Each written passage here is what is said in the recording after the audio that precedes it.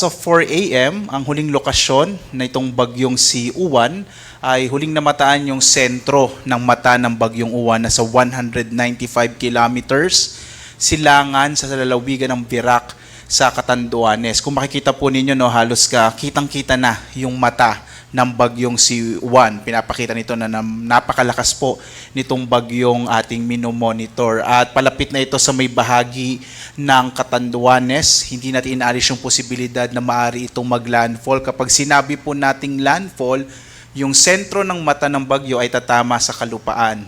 Ang kanyang lakas ngayon ay nasa 175 kilometers per hour malapit sa gitna at pagbugso na nasa 215 kilometers per hour. So mahigit 10 kilometro na lamang po or mahigit 10 kilometers per hour na lamang ay maaari nang maabot ng bagyong Uwan ang super typhoon category at nakikita natin na posible po itong mangyari ngayong umaga. Ang kanyang pagkilos ay medyo mabilis po, no, pakanluran, hilagang kanluran sa bilis naman na 35 kilometers per hour. At makikita nyo, patuloy nyo pong makikita na malawak yung sakop ng bagyong Uwan at maapektuhan nga niya ang malaking bahagi ng ating bansa, lalong-lalo na yung Luzon at Visayas. Base rin sa mga monitoring po natin sa iba't ibang istasyon ng Pag-asa, nakakaranas na po ng mga pag-ulan, lalo na itong bahagi ng Eastern Visayas at Bicol Region. Marami na po tayong itinaas na mga heavy rainfall warnings sa mga nabanggit na rehiyon.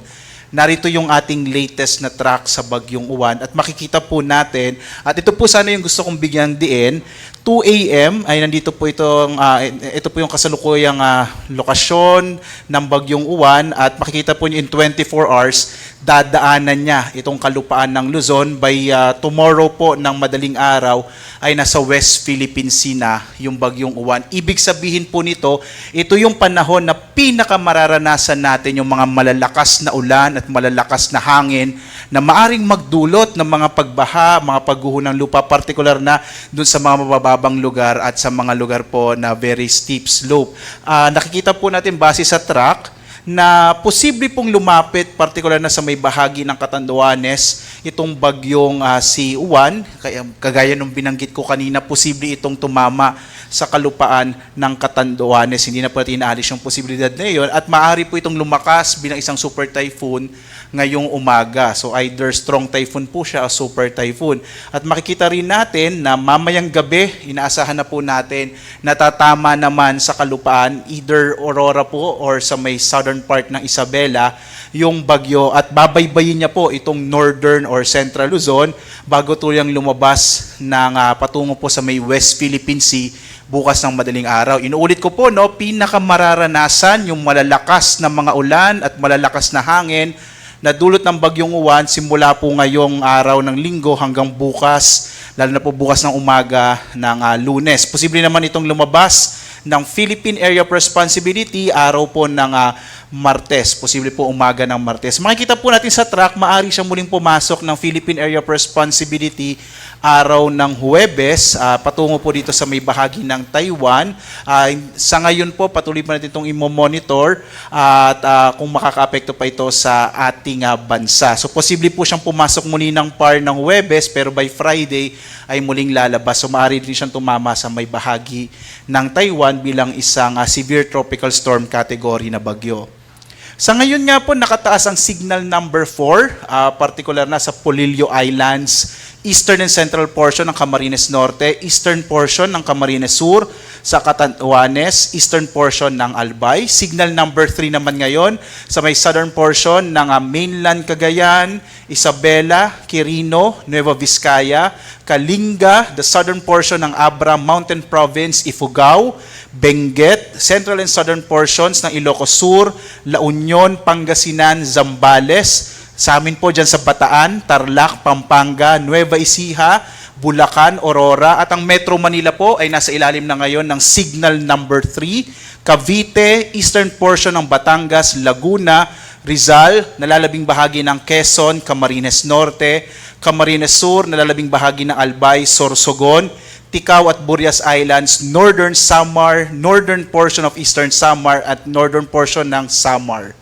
Signal number 2 naman po ngayon sa nalalabing bahagi ng Cagayan kasama yung Babuyan Islands, Apayao, Abra, the rest of Abra, Ilocos Norte, the rest of Ilocos Sur, the rest of Batangas, northern and central portions ng Occidental Mindoro, kasama yung Lubang Islands, northern and central portions of Oriental Mindoro, Marinduque, northern and eastern portions ng Romblon, nalalabing bahagi ng Masbate, eastern Samar, Biliran, northern portion of Leyte, habang signal number 1 naman dito sa may bahagi ng Batanes, nalalabing bahagi ng Romblon, ng Oriental Mindoro at ng Occidental Mindoro, kasama po itong Calamian Islands at Cuyo Islands, nalalabing bahagi ng Southern Leyte, nalalabing bahagi po ng Leyte, buong lalawigan ng Southern Leyte, ng Bohol, northern and central portion ng Cebu, kasama yung Bantayan at Camotes Islands, northern and central portions ng Negros Occidental, northern portion of Negros Oriental, Guimaras, Iloilo, Capiz, Aklan, Antique, Dinagat Island, Surigao del Norte, northern portion of Agusan del Norte at northern portion of Surigao del Sur. Kung kayo po ay nagtataka dahil hindi nyo pa nararanasan, lalo na sa mga lugar kung saan nakataas yung signal number 3 ng mga hangin, dahil po paparating pa lamang yung bagyo, kaya po posible po na ngayong araw ay simula na pong mararanasan yung mga malalakas na ulan at malalakas na hangin na dulot po ng bagyong si Juan. Kaya po muli po sa mga kababayan natin, lalong-lalo na kung saan nakataas yung signal number 3 at signal number 4, iba yung pag-iingat po, at sana by this time po kung kayo po ay nasa mga delikadong lugar, nasa mga madaling bahain o mga lugar po na malapit sa karagatan, sa mga baybay dagat, nawa po kayo po ay nakapag-evacuate na, no? Samantala po, posible pa rin makaranas ng mga pagbugso ng hangin, even po yung mga lugar na kung saan wala pong tropical cyclone wind signal. Ngayong araw, may mga pagbugso pa rin ng hangin sa Palawan at ilang bahagi ng Visayas at Mindanao. Bukas, araw ng Lunes, malaking bahagi ng Luzon at Visayas ay makararanas din ng mga pagbugso ng hangin. At sa Martes, kahit nakalabas na po yung bagyong Juan, ang kanyang trough o mga kaulapan na dala ay maaari pa rin magdala ng mga pagbugso ng hangin sa ilang bahagi ng Luzon. Samantala po, narito yung inilabas natin or na-issue na weather advisory. Ito po yung mga inaasahan nating mga pagdalang ulan ng bagyong Juan. At makikita po natin ngayong araw, halos ang malaking bahagi ng Luzon ay makararanas ng halos 100 up to 200 and greater than 200 millimeters of rain. Ang ibig sabihin po nito, yung mga lugar na madaling bahain, yung mabababang lugar, ay malaki yung posibilidad na makaranas po ng mga pagbaha, lalong-lalo na po yung mga malapit sa mga ilog, dahil nga po inaasahan natin na maraming ulan na dala itong bagyong Juan. Samantala po, no, inaasahan natin na bukas makararanas pa rin ng mga malalakas na mga pag-ulan mula po madaling araw hanggang buong umaga ng Lunes.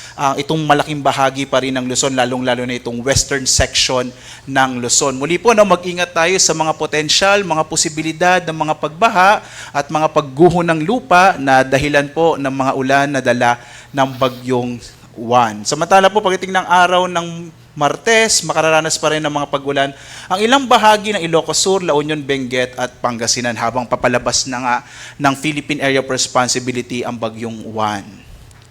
Narito naman po yung ating in-issue na storm surge warning. Ang ibig sabihin po ng storm surge, ito po yung daluyong o mga malalaking alon, partikular na sa mga baybay dagat na dulot po ng papalapit na bagyo. Makikita po natin may 3 metro ang taas ng alon, lalong-lalo na dito sa may silangang bahagi ng northern, central, southern Luzon. So yung Albay, Aurora, Cagayan, Camarines Norte, Camarines Sur, Catanduanes, Isabela, La Union, Pangasinan, Quezon at Sorsogon, ito pong mga nakapula ay makararanas po ng hanggang mahigit 3 metrong taas ng alon po sa baybay dagat. Habang ang nalalabing bahagi ng Cagayan, Camarines Sur, Ilocos Sur, Northern Samar, Pangasinan, Quezon at Zambales, makararanas naman ng 2.1 up to 3 meters na taas ng daluyong. Samantala po, sa iba pang bahagi ng Luzon, itong Bataan, Bulacan, Cagayan, Cavite, Eastern Samar, Ilocos Norte, Metro Manila, partikular na nga dyan sa may bahagi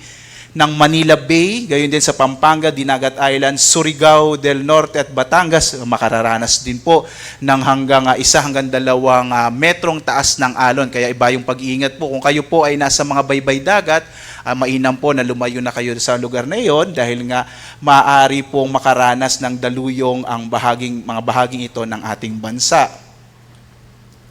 Narito naman po yung nakataas na gale warning. Ito naman po yung inaasahan nating malalaking mga pag-alon sa ating karagatan.